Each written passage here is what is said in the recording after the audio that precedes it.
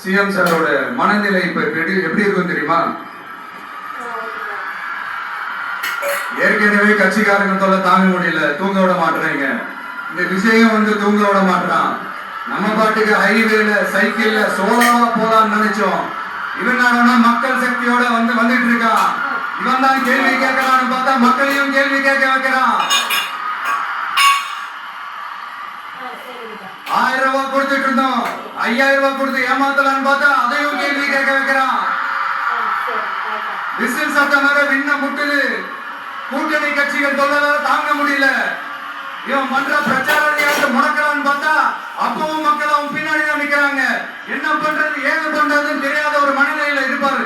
ஆனா சார், நீங்க இந்த விஷயம் முடக்கலாம், ஆனா ஒவ்வொரு வீட்டுல இருக்கிற ஒவ்வொரு விஷயம் ஒவ்வொரு விஷயம் உங்களால முடக்கவே முடியாது.